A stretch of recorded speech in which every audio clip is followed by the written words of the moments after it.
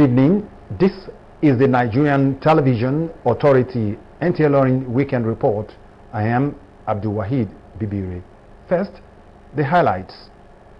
Significance of clean environment and health implications of open defecation re-echoed as the world marks year 2020 Toilet Day.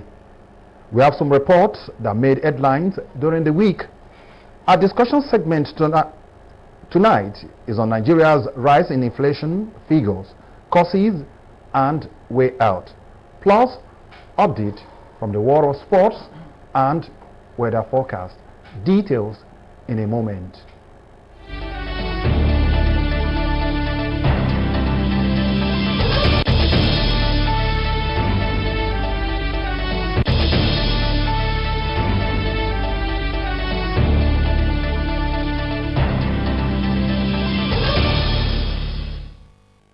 And now the news. World Toilet Day is marked annually to raise awareness on hygiene and the need to increase access to toilets among the poor, with a view to putting an end to open defecation as well as prevent outbreak of epidemics. Kendi Omolosho reports that the theme of this year's celebration is marking the invisible visible. World Toilet Day is observed every year on November 19 to mark the invention of toilets and raise awareness of the sanitation crisis and the ways to overcome it. Over 3.6 billion people in the world continue to live without access to proper sanitation and toilets. Therefore, this day provides an opportunity to call for action against the sanitation crisis. Provision of public toilets will aid and gradually put an end to such a thing.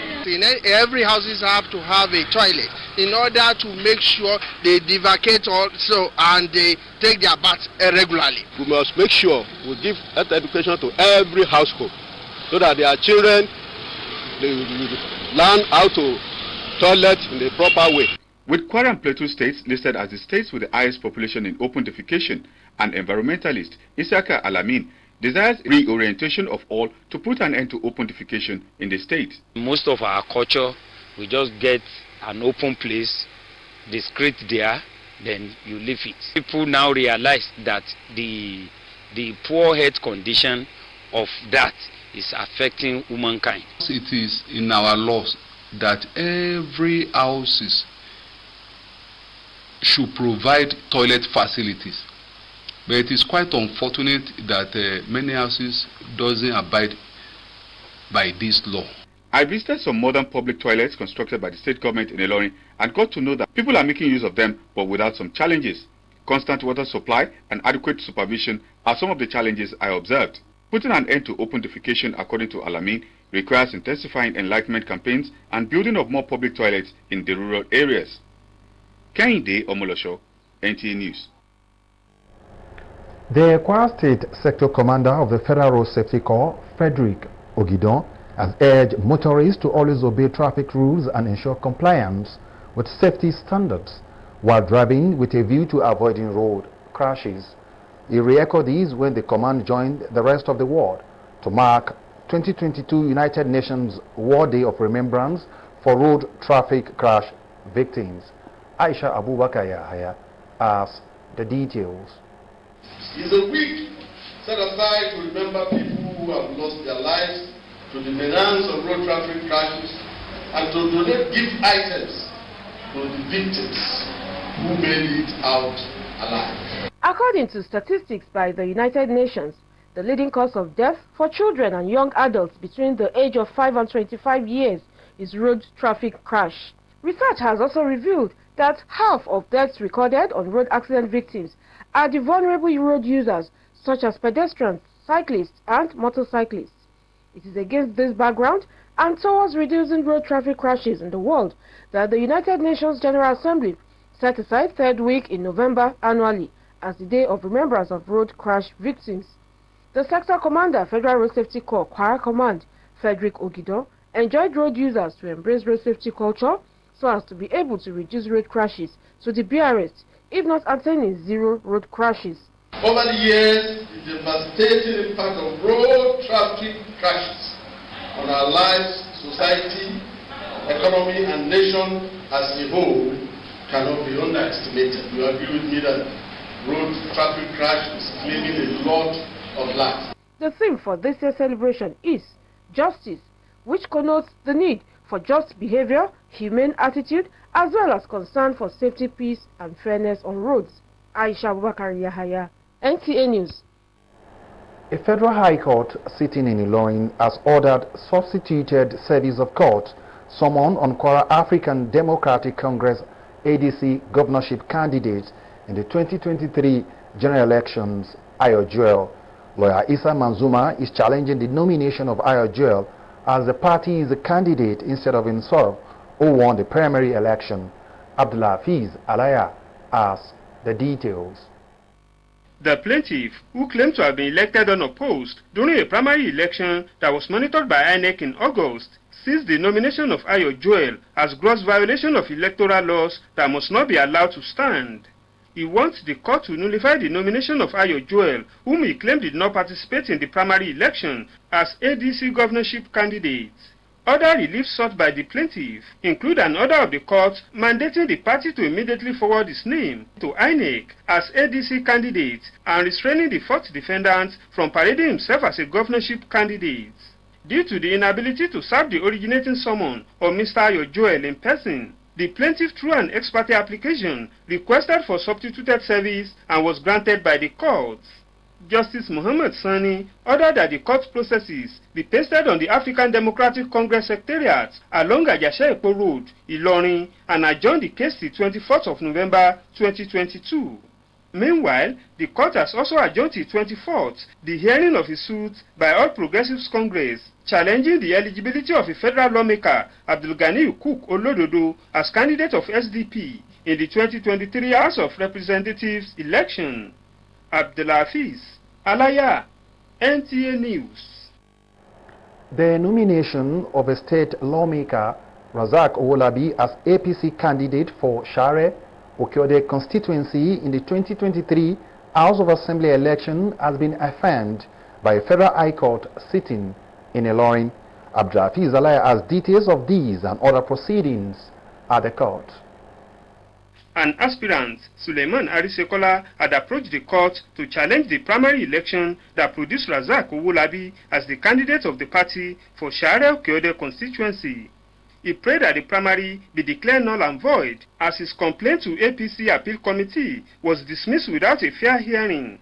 Counsels to APC and Razak Owolabi filed preliminary objections to the case on the ground that it was filed outside the 14 days prescribed by the law and wanted it dismissed for lack of competence. The court agreed with the defense and struck out the case accordingly. The court has rightly declared that Honorable Owolabi is the lawful and the rightful candidate for Share Okiode. Justice Muhammad Sani also affirmed Ahmed Saba as the rightful winner of the primary election that produced APC candidates for Edu, Moro, and Patigi Federal Constituency in 2023 elections. My Lord gave judgment in favor of the candidate of APC. But there's a beauty in this, and the beauty is that people are now free to come to court and ventilate their grievance.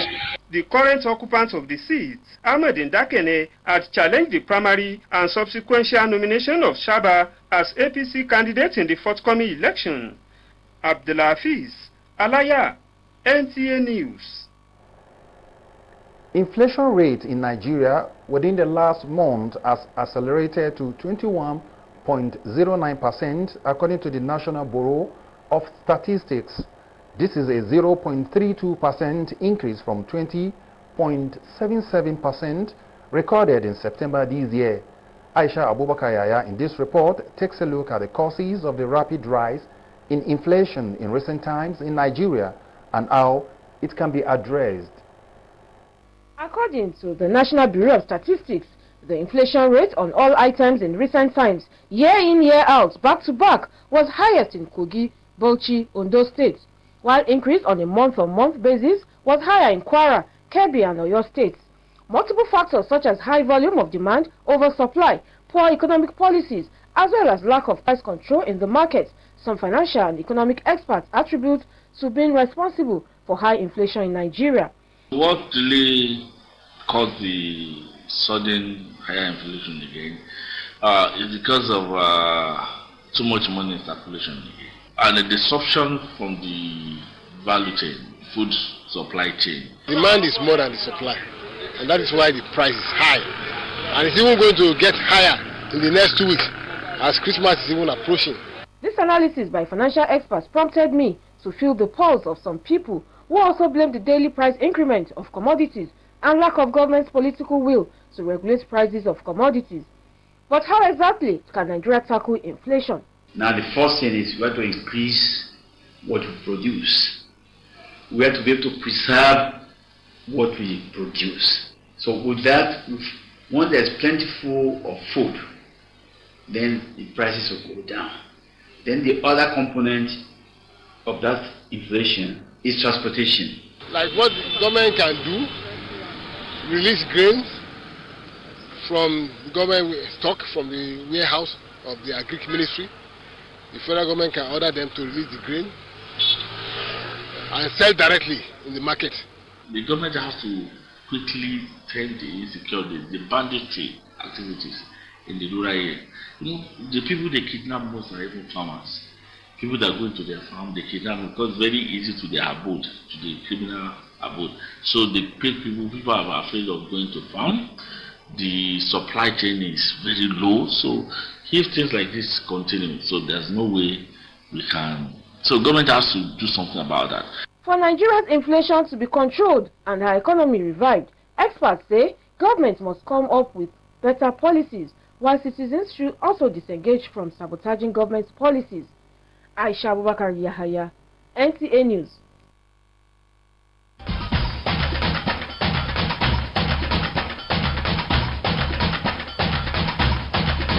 Sports Zone. This is your sports rendezvous, happening in the world of sports. You deserve to know. You want it analyzed? Sports Zone on NTA ILORIN, both local and international. You get the breaking news and the history, analyzing with brilliant sports exponents. Live every Wednesday, 9 to 9:30 in the morning. That's the time for your wonderful moment in sports infotainment. Sports Zone. Join us. Let's set the agenda.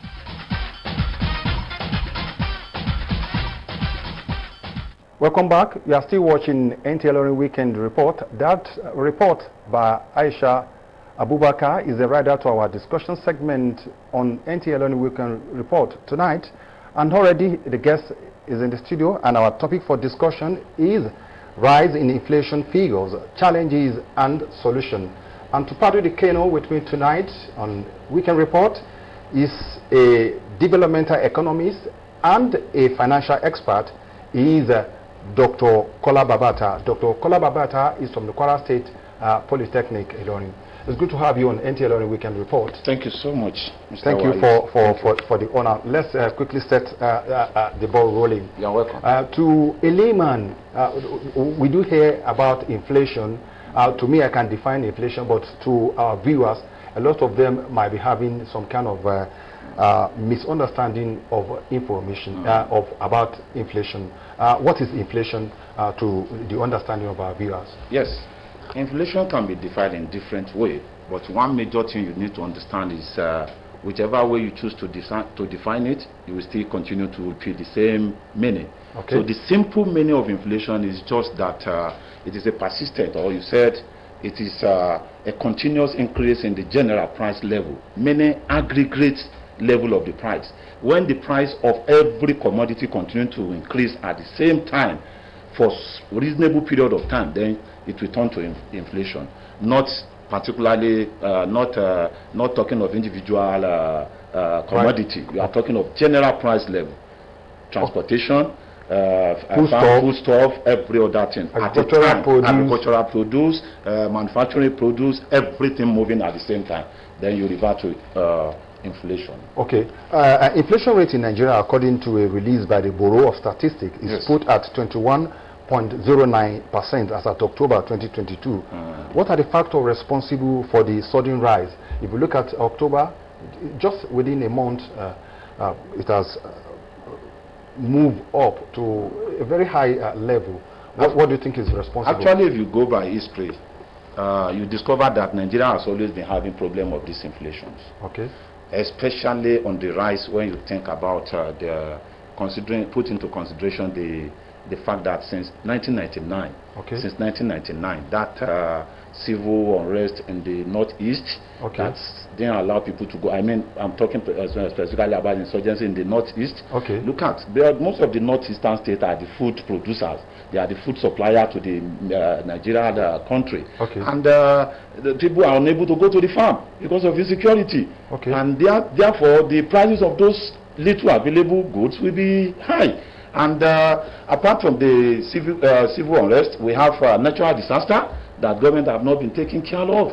Look at what happened of recent, just within 2-3 weeks or a month ago. Look at how Nigerian society have been seriously hit by natural disaster. The farm communities, especially in Kogi, in Taraba, in Benue, even some part of Kwara, they've been swept away by the flood. So we're definitely going to have, unless we continue to learn on how to mitigate, you know, and how to have reserve place to keep, especially when we have excesses. So I think apart from that, we still have. Apart from natural resources, we have increase in wages. You know, people continue to demand for wages, and the more they continue, one thing the Nigerian populace don't understand is, the more you continue to get more wages, the more people outside that are selling. The market woman will continue to have the knowledge of it, then they continue to increase the prices as well. So apart from that, we have the valuation of Naira that Nigeria have been engaging in. Apart from that, we have one other major reason here that inflation continue. Pandemic, the pandemic of this COVID-19 pandemic, the effect is what we are seeing now. You can remember vividly that for more than a year or almost a year, Nigeria was unable to produce, you know, critically. I mean, to supply the manufacturing sector. The manufacturing sector, you know, everywhere was shut down then, and now to meet up with those periods that we have missed, the gap is very wide. The gap is too wide. It is too wide. Is there anyhow economic policy has anything to do with rise in inflation? Maybe the policy of government, does it have any? Yes. Maybe government policy, maybe consistent. Yes, you cannot separate the government from economic policy. I mean, from government economic policy from inflation. Is absolutely the affair of the government, but it could be addressed in two ways. Probably sometimes you have it a negative way, or I mean reducing the inflation. Not that inflation is bad though. I want you to understand, Wahid. Inflation is not bad, but the level of inflation matters. Yes, any country that doesn't witness inflation, definitely they are witnessing deflation, and deflation is the worst. So the level the rate at which inflation is occurring matters in the country. In fact, one of the advantages of which the government can use the economic policy to address the problem is sometimes they need inflation to stimulate the economy. You know, you need more money in the society. We said it's too much money in circulation that we call inflation, but you need more money sometimes in circulation to help the manufacturing, to help the production. And if there is no production, there won't be anything to talk about. Then we continue to talk about inflation again. So it's better sometimes government need to put more money in circulation to help the economy, to stimulate the economy. Apart from that, the government policy, like I've said, it is in two ways. We have taxation. Taxation can be used to bring in inflation, to stimulate the economy. At the same time, the same taxation can be used. They can be used to reduce the inflation. If the government decides to increase the taxes, you know, it can reduce the inflation. If the government decides to reduce the tax, then that means there will be more money in the circulation, especially for the manufacturers to produce. Okay, the one we are witnessing now, what will you suggest government should do? Yes, I think at this period in time, majorly what we need to do is to increase the production. We need to increase the production because, like you have rightly said during your introductory part, that the rates is becoming alarming. There's inflation even in Germany, in every Western world of the world, but the rate of that of Nigeria is becoming too alarming that I pray we shouldn't fall back into recession. Okay, what are the impacts of the inflation experienced in Nigeria generally, and Kwara, where food is sold at the highest cost in the country? Impact of inflation. You discover that anytime there is inflation, people tend to use that advantage. They tend to use advantage. The hoarding, you know, people will be hoarding because they want to. Then apart from that, get more money. To get more money. Then I want to tell you, apart from that, major effect of inflation is that the poorer will continue to get more. I mean, the poor will continue to get more poorer, while the rich will continue to get richer. They have enough money to put into the economy, and they will continue to multiply the revenue, the profit from that investment. Okay. Apart from that, what other impact will inflation it can lead to civil unrest. By the time the prices continue to increase and the government are not ready to do anything meaningful on time, then before you know it, especially the rise in the price of the food, people can take it off themselves and they start, you know, you see people stealing, you know, hijacking cars and all that things, all the social vices. Okay, as citizen, you not talk about the role of government. As citizen, is there anything you think we can do as a citizen of this country to mitigate inflation rate? Yes, as the citizen of the country, one of the things we need to do is to make sure we save our money during inflation. You know, inflation discourages spending, you know. Okay. When you save, you make sure that your saving translates into investment. Okay. You get what I'm saying? Not consumption delay. The little you save during the salary time to open for the salary day. Okay. No. You save and you make sure the saving is. Then apart from that, the citizen can as well encourage themselves in terms of production. Okay. You know, if there is no food in town and you discover that you have little space behind your house, you can just small farming, and that will encourage you, even if it is not for selling, at least for consumption. And these are the things the citizen can do. Well, what about the government? The government have a lot of things to do, especially when it comes to inflation. One, they need to encourage. They need to discourage they need to mop up money in circulations. Okay. I think that should be one of the reasons why the government is introducing this redesigning of the naira. You know, by the time you remove the money in circulation, the consumption level will be, the price level will be falling. You know, okay. Because there is no money in circulation to buy more and more and more. And look at the positive effect we start seeing now. Even the price of dollar rate now has started reducing. Okay. You know, because the naira, people kept money everywhere. There are a lot of people which are different. So mopping up money in circulation is one of the. That is one of the. Then secondly, they needed to give credit facility to the farmers. Real farmer this time around, okay. Not people that will collect money, the politicians, and they will use it to marry wives, and they will use it for campaign. No, you need real farmers. They need, in Nigeria, we have good policies, but the implementation sometimes go wrong. And at the end of the day, we fall back into the same problem.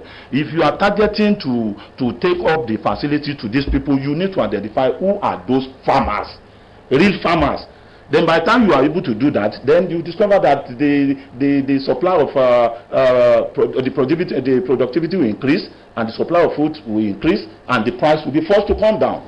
So definitely, directly or indirectly, you are tackling inflation. Yes. I hope government and the concerned authority will take some of these steps mentioned by Dr. Kola Babata. Thank you, sir. Who has been highlighting some of the steps to be taken to control the current inflation rise in Nigeria. Thank you, sir. We sincerely appreciate you for finding time to go and join us as far as NTA ILORIN Weekend Report is concerned. We hope that when next we invite you, you are going to respond to our call. Once again, thank you very much. Of course, yes. It's a service to the community. Thank you very much. Thank you so much. NTA ILORIN Weekend Report continues after this time out.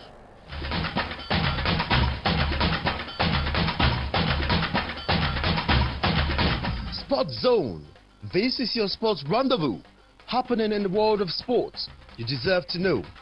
You want it analyzed? Sports Zone on NTA ILORIN, both local and international. You get the breaking news and the history, analyzing with brilliant sports exponents, live every Wednesday, 9 to 9:30 in the morning. That's the time for your wonderful moment in sports infotainment. Sports Zone. Join us. Let's set the agenda.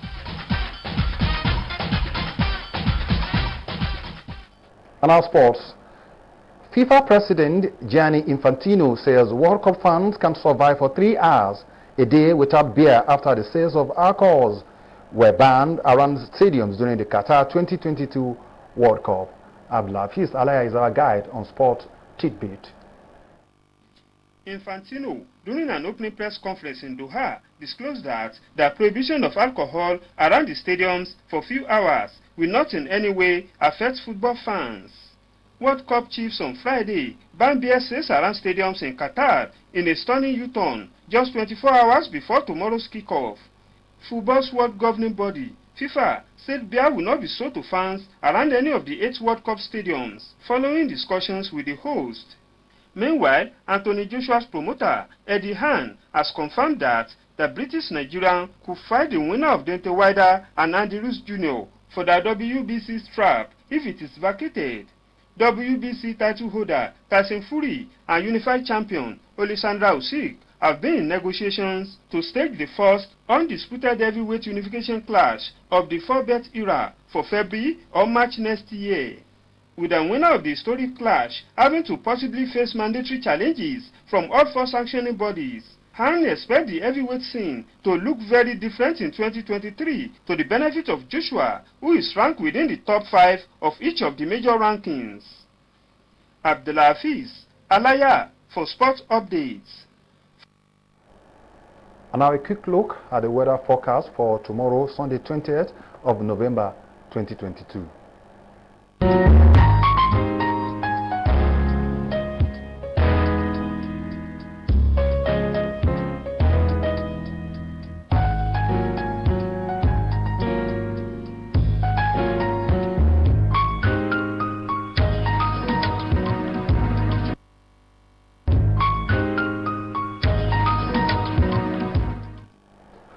Just before we go, we'd like to remind you that the NTA ILORIN News Bulletin will come up between 6 and 6:30 every day until further notice to accommodate special programs from our network services. Thank you for staying with us as we bring you news at its best. Good evening.